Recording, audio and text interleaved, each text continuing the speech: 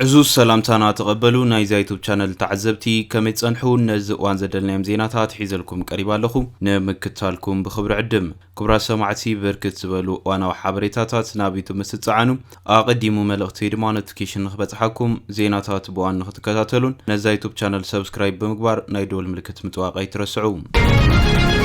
بفلمام مسلي بريزيدنت أمريكا دونالد جي ترامب باسبورت أمريكا كحتى مخانو تغليصوم أمريكا مسلي دونالد ترامب زحز باسبورت وقعو كم تقبر وايت هاوس رقاقيت يركبالهم از زينا فلما بفوكس نيوز تقالح خوينو اتو محد قطر زلوان باسبورت دما ابورح حملة ابزت انبال زخر مبال 250 معالت نصانت أمريكا كزرقحو مخانم تغليصلهم حقنا تزينا نمعخنات زينا زرقاقص حدا بعال سلطان منغستي از حدش قد زحاز باسبورت وقعاوي اب زخونلو باسبورت نمركاب زملكته زخونه أمريكاو زيغبا كرخبو كم زخل غليصوم ازوم فليات باسبورتات اب ايجنسي باسبورت واشنطن طرحيم قربوم ابتي بغدات وصا أمريكا زتزرغح فلي باسبورت زره مسلي سلي دونالد جي ترامب بتاريخاو صحف اواج نصانتن بانديرا أمريكان تخبيبو كمون بورقاو حبريز تفرما كتام ات بريزيدنت تراي ولم وهاب قال وايت هاوس نمعخناتينا كم زحبرو از مثل ترامب زحاز باسبورت هاغراونت أمريكاوያን زدنق صنبل مبل 250 لدت أمريكا خم مغزات بريطانيا حرا وصيا كم نص هاغر زتمسرتتلو زخبرلو كال منغديلوم اب زخري مبل 250 معلت نصانت أمريكا مثل ترامب زحاز باسبورت وقعوي كاب مقبار بتوساخي أمريكاوያን زيادة بهاجرهم نخخرعو زقبرو عينتات سبورت صنبلات فليات مدباتن كم زهلوون اتوها بقال حبير لهم ابزوان ابال غلغلوت زولو باسبورت أمريكا أسترونومر أورحي إن علبم كم أون حاولتي حرنت حاويسو أقداس تاريخ تهاجر زنت أبارغيم انت خونا زيغاتات أمريكا نزم مثل ترامب زحازة فولي باسبورت أين دلن مبال يخلي ديوم زبل جنا نتصور يكونن زلوم زي أب زخر نتصانت أمريكا وقعو زخون فولي باسبورت منقست تهاجر شموي مثل ترامب وقعو مدبات حزبا وهنصاتاتن نايزق متو حدش أقباب مرآيا خمس خونا قليس يركبالهم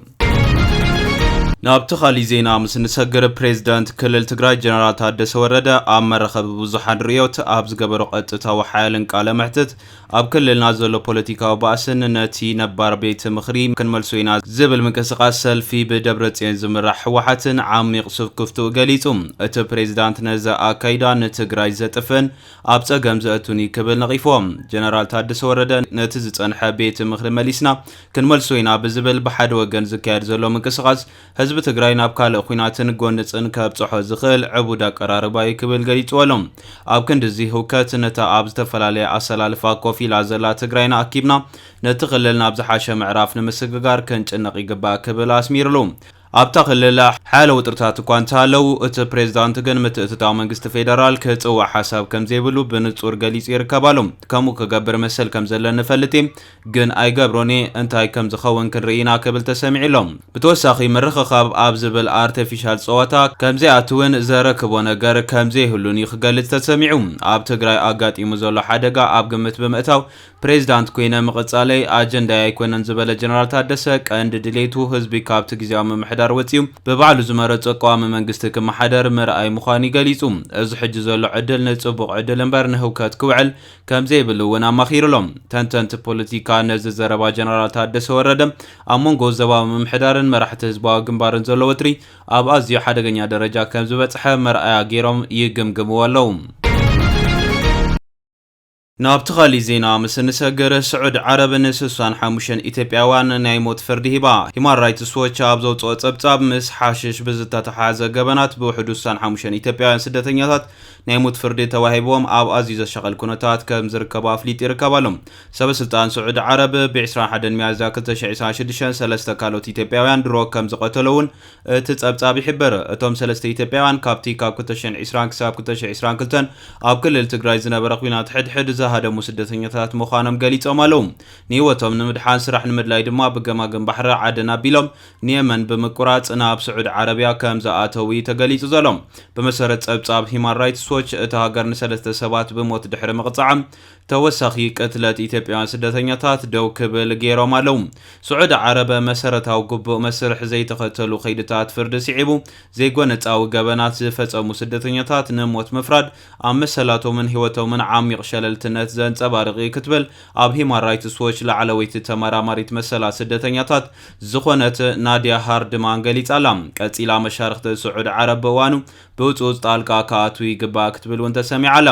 ሂማን ራይትስ ዎች ብዛዕባ ጉዳይ ሰለስተ ኣብ ዞባ ኣሲር ኣብ መዳጎኒ ካሚስ ሙሻይት ዝተኣስሩ ሰባት ኣመልኪቱ ምስ ሰለስተ ሓበሬታታት ዘለዎም ምንጭታት እውን ቃለ መሕተት ኣካይድሎ። ብመሰረት ቃሎም ብ21 ሚያዝያ ሓለውቲ ቤት ማእሰርቲ ስዑድ ዓረብያ ንሰለስተ እሱራት ፀዊዖም ክወስድዎም ናብ መስርሕ ፍርዲ ቤት ፍርዲ ከም ዝኸድዮም ከም ዝሓበርዎም ይገሊጹ ዘሎ። ድሒሮም ድማ ሓለውቲ ቤት ማእሰርቲ እቶም ሰለስተ ሰባት ከም ዝተቐትሉን ንኣባላት ስድራ ቤቶም ክሕብሩ ከም ዘለዎምን ተነጊርዎም። እቶም እሱራት ካብ ዝተኣስሩሉ እዋን ጀሚሩ ዝበፅሖም ኣካል ከም ዘየለን ምስ ሰበስልጣን ቆንስላ ኢትዮጵያ ዝኾነ ርክብ ከም ዘይነበሮምን ይንገር። እቶም ቃለ መሕተት ዝተገብረሎም ሰባት እቲ መስርሕ ፍርዲ ሕጋዊ ውክልና ወይ ተርጎምቲ ኣብ ዘይብሉ ኣዝዩ ሓፂር ናይ ጉጅለ ኸይዲ ፍርዲ ከም ዝነበረም ገሊጾም። ብተወሳኺ ኣብ ልዕሊኦም ዝቐረበ ክሲ ከም ዘይተነገሮም ኣብ ዘይተረድኦም ሰነዳት ክፍርሙ ከም ዝተገደዱን ብሓለፍቲ ፀጥታ ከም ዝተሃረሙን ይዛረቡ። እቶም ሰባት ንልዕሊ 2 ዓመት ተኣሲሮም እኳ እንተፀንሑ ይግባይ ናይ ምቕራብ ዕድል ገና ይረኸቡን። ኣብቲ መዳጎን ዝርከቡ 65 ኢትዮጵያውያን ደቂ ተባዕትዮ ምስ ሓሽሽ ብዝተኣሳሰሩ ገበናት ንሞት ዝተፈርዱ ኮይኖም ምስቶም ብቅትለትን ካልእ ገበናትን ዝተፈርዱ ዜጋታት ስዑድ ዓረብዮም ተኣሲሮም ዝርከቡ ዘለዉ። ጸብጻባት ማዕኸናት ዜና ከም ዝሕብርዎ ኣብ ካሚስ ሙሻይት ልዕሊ 200 ኢትዮጵያውያን ናይ ሞት ፍርዲ ይጽበዩ ከም ዘለዉ ተገሊጹሎም። ሂማን ራይትስ ዎች ነዚ ቁጽሪ ድማ ከረጋግጾ ከም ዘይከኣለ ሓቢሩሎም። ስዑድ ዓረብ ንጉስ ሳልማን ቢን ዓብደልአዚዝ ብ23 ጥሪ 2015 ንጉስ ስልጣን ካብ ዝኸውን ንወዱ መሐመድ ቢን ሳልማን ድማ ብ21 ሰነ 2017 ልዑል ዘውዲ ኢሉ ካብ ዝሸሞነ ድሓር ልዕሊ 2000 ሰባት ብሞት ቀፂዓ ትርከባላ። ሰበብ እዚ ስዑድ ዓረብ ነቲ ኣብ ልዕሊ ኢትዮጵያውያን ስደተኛታት ዝፍጸም ዘሎ ናይ ሞት ፍርዲ ብቁልጡፍ ክስርዙን ኩሎም ጉዳያት ምስ ዓለም ለኻዊ ሕግታት ብዝሰማማዕ ኣገባብ ክፍጸሙን ክግምግሙን ፀዊዕሎም። መነባብሮኦም ከም መሓይሹ ዝምነይ ብኣማይታ ሸሓት ዝቁፅሩ ኢትዮጵያውያን ኣብ ስዑድ ዓረብ እናሰርሑ ከም ዝነብሩ ይፍለጥ። ጸብጻባት ሂማን ራይትስ ዎች ከም ዘመልክቶ ኣብ ቀረባ እዋን ኣብ ሰሜን ኢትዮጵያ ኣብ ዝካየድ ዘሎ ኣረሜናዊ ዕጥቃዊ ግጭት ሓዊሱ ብዙሓት ካብ መንግስቲ ኢትዮጵያ ዝፍጸም ከቢድ ምግሃዝ ሰብኣዊ መሰላት ዝሃደሙ ምዃኖም ይግለጽ። ሚኒስትሪ ጉዳያት ወፃኢ ኢትዮጵያ ኣብ ስዑድ ዓረብ ዝርከቡ ወከልቱ ብህፁፅ ምስ መዛኑ ስዑድ ዓረብ ጣልቃ ብምእታው እንተወሓደ ዜጋታቶም ቅልጡፍ ቆንስላዊ ሓገዝ ከም ዝረኽቡ ከረጋግጹ ከም ዝግባእ እቲ ተጣባቂ ሰብኣዊ መሰላት ተላቢሎም። ቅዱሳት መንግስታት ስዑድ ዓረብ ነቲ ናይ ሞት ፍርዲ ክትስርዞ ወይ እንተወሓደ ምስ ዕፀፋርስ ዝተኣሳሰሩ ገበናት ብሞት ከይትፈርድ ፀቕጢ ክገብሩ ከም ዘለዎም እውን እቲ ትካል ፀዊዕሎም። ስዑድ ዓረብ ሞት ፍርዲ ብሰፊሑ ምጥቃማ ምስ መሰረታዊ ስርዓታውያን ምግሃስ መሰላት ተኸሰስቲ ዝፃረር ትብል ላዕለወይቲ ተመራመሪት መሰላት ስደተኛታት ናድያ ሃርድማን እቲ ናይ ሞት ፍርዲ ክውገድ ከም ዘለዎ ድማ ትምጉት።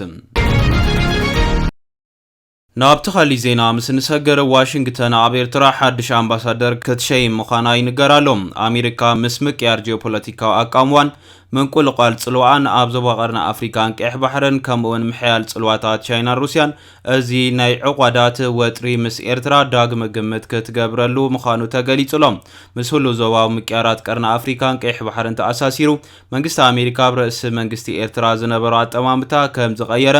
ዘአንፈት መግለፂ እውን ክወፅእ ትፅቢት ተገይሩ ይርከባሎም። እዚ ኣብ ዝኾነሉ እዋን ድማ ኤርትራ ንጠለብ ኣፍ ደገ ባሕሪ ኢትዮጵያ ተኽታኹን ዘይሕጋውን ክትብል ነፂጋቱ ትርከባሎም። ሚኒስትሪ ጉዳያት ወፃኢ ኤርትራ መራሕቲ ኢትዮጵያውያን ብዛዕባ ኣፍ ደገ ባሕሪ ዘቕርቦ ዘለው ተደጋጋሚ ሙግት ዘይሕጋውን ተኽታኹን ክብል ተቃውሞ ገሊጹሎም። እቲ ሚኒስትሪ ትማል 29 ሚያዝያ 2026 ኣብ ዝወፅኦ መግለፂ እዚ ካብ ኣዲስ ኣበባ ዝስማዕ ዘሎ ትረኻ ሓንቲ ዓባይ ሃገር ኣብ ልዕሊ ሉኣላውነት መሬታዊ ሓድነት ጎረባብቲ ሃገራት ምስ ፍሕፋሕ መሬት ከም ቅቡል ክትወስዶም ትኽእል እያ ካብ ዝብል ጉጉይ መበገሲ ሓሳብ ዝተላዕለ ምዃኑ ኣመልኪቱ። እዚ መግለፂ ዝዋሃብ ዘሎ ቀዳማይ ሚኒስትር ኢትዮጵያ ኣብይ ኣሕመድ ሉዓላዊ ኣፍ ደገ ባሕሪ ንኢትዮጵያ ጉዳይ ህልውናን እዩ ዘይቅልበስ ሃገራዊ ዕላማን ከም ዝኾነ ደጊሙ ድሕሪ ምግላጽ እዩ። ሚኒስትሪ ዜና የማነ ገብረ መስቀል ኣቀዲሙ እቲ ፓቶሚክ ክብል ዝገለጾ ሰልፊ ብልጽግና ካብ ውሽጣዊ ጸገማቱ ንመዳም ዘልዕሎ ዘሎ ክብል ኣብ ኤክስ ምላሽ ይብሉ ነይሩ። መራሕቲ ናይቲ ሰልፊ ከምኡውን ከም በዓል ጀነራል ጻድቃን ዝበሉ ሓንጨ መንጪ ነቲ ተደጋጋሚ ተኽቶኻት ዘበለየን ሙጉት ሉዓላዊ ኣፍደገ ባሕሪ ተንፋስ ክዘርእሉ ይፈትኑ ኣለዉ ኢሉ ሚኒስትር ጉዳያት ወጻኢ ኤርትራ እዚ ሕቶታት ዝለዓለሉ ዘሎ እዋን ምስቲ ኣብ ኢትዮጵያ ዘሎ ህልው ኩነታት ብምትእስሳር እቲ ኣብ ኣዲስ ኣበባ ዘሎ ስርዓት ንህዝቢ ካብቲ ዘጋጥሞ ዘሎ ሕማቕ ምሕደራ እናወሰኸ ዝኸይድ ዘሎ ውሽጣዊ ቅልውላዋት ንምጥምዛዝ ህልውንኡ ኣገዳስነት ጸጥታን ዝብሉ ናይ ፈጠራ ዛዕባታት ከም ናይ ሃገራዊ ሰኒት ስልቲ ይጥቀመሎም ኣሎ ክብል ይገሊጹ እቲ መግለጽ ወሲኹ እዚ ጻዕሪ እዚ ነቲ ተገማሚዕ ዘሎ ውሽጣዊ ፖለቲካ ባይታ ንምጥማርን ንውሽጣዊ ምሰሓብ ኢትዮጵያ ናብ ዞባዊ ቅልውላው ንምስጋርን ዝዓለመ ምዃኑ ዝሕብር ብተወሳኺ እቲ ሚኒስትር ንስጉምቲ ዓብዪ ኣሕመድ ምስ ታሪኻዊ ሜላ ቀደምቲ ስርዓት ኢትዮጵያ ብምትእስሳር እዚ ሜላ እዚ ንናይ ውሽጢ ምሕደራዊ ውድቀታት ንምሽፋን ግዳማዊ ተዋስኦ ናይ ጻዕዳ ሓርማዝ ፕሮጀክታትን ይጥቀሙ ምስ ዝነበሩ ቀዳሞ ስርዓት ኢትዮጵያ ዝመሳሰል ክብል ይወቂሱ ዘሎ ቀዳማይ ሚኒስትር ኣብይ ኣሕመድ ምስ ሃገራዊ መደበር ቴሌቪዥን ኢቲቪ ኣብ ዘካየዱ ቃለ መሕትት ንኣሽቱ ሃገራት ወሰንቲ መስመራት ባሕሪ ንምሕላው ስለዘይክላ ከም ኢትዮጵያ ዝኣመሰላ ዓቕሚ ዘለወን ዓበይቲ ሃገራት ካብቲ ጉዳይ ርሒቐን እንተኸይደን ንገዛእ ርእሰን ይኹን ንዓለም ሓደጋ ከስዕብ ክብል ተዛሪቡ ነይሩ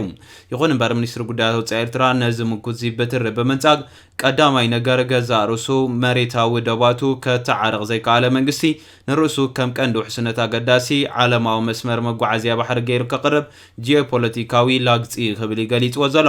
እቲ መግለጽ ወሲኹ ኢትዮጵያ ንኣሽቱ ሃገራት ጸጥታ ናይ ምርግጋጽ ዓቕሚ የብለንን ክትብል እተቕርቦ ጥርዓን ካብ ታሪኻውን ግብራውን ሓቂ ዝረሓቐ ምዃኑ ዝገልጽ ኤርትራ ኣንጻር ኩሉ ዕንቅፋታት ዘካየደቶ ናይ ናጽነት ቃልሲ ዓቕሚ ምክልኻል ብብዝሒ ህዝቢ ወይ ብግዝፊ ሃገር ከም ዘይውሰን ዘርኢ ምዃኑን እቲ ሚኒስትሪ ኣዘኻኺሩሎም ኣብይ ኣሕመድ ኣብ መግለጺኡ ኢትዮጵያ ብዘይ ኣፍደገ ባሕሪ ምትራፋ ኣብ ልዕሊ ጽላት ማኒፋክቸሪንግ ቁጠባዊ ብልጽግናን ዓብዪ ጸቕጢ ከም ዘሕደረ ገሊጹ ብተወሳኺ ኣፍደገ ባሕሪ ዘይምህላው ወጻኢታት ሎጂስቲክ ክብል ከም ዝገበረን ድሕንነት ሚስጥር ሃገራት ምርግጋጽ ኣብ ሓደጋ ከም ዝወደቐን የመልኪቱ ኤርትራ ግን ነዚ ምኩታት እዚ ግዚኡ ዝሓለፎ ህርፋን ወራር ክትብል እያ ትነጽጎም ኤርትራ ካብ 1993 ጀሚራ ወደባታን ንግዳዊ ኣገልግሎት ንምኽፋት ዘይተሓለለ ድላይ ከተርኢ ከም ዝጸንሐትን ኢትዮጵያ ድማ ብምዕሩይ ውዕላት ክትጥቀመሉ ፈቂዳ ከም ዝነበረትን እቲ መግለጺ ይዘኻኽር ሉዓላውነት መሬታዊ ሓድነት ኤርትራ ናብ ዘተ ዘይቀርብን ቅዱስን ምዃኑ ብምግላጽ መንግስቲ ኤርትራ ነቲ ካብ ኣዲስ ኣበባ ዝቃላሕ ዘሎ ጠለባት ኣዋጅ ኩናት ብምባል ክነቕፈውን ጸኒሑ እዩ ነባሪ ሰላም ንኽሰፍን ድማ መሪሕነት ኢትዮጵያ ንስትራቴጂታቶም ዳግመ ገምጋም ክገብሩልን ነቲ ንድሕሪት ዘይምለስ ሉዓላውነት ኤርትራ ክቕበሉን ከም ዘለዎም እዩ እቲ ሚኒስትሪ ኣዘኻኺሩ ዘሎ እምበር ከስ ክቡራት ተዓዘብቲ ነዚ እዋን ዝደልናይ ሓበሬታ ንዝመስል ነይሩ ብኻሊእ ዜና እስካዕ ንራኸብ ሰላም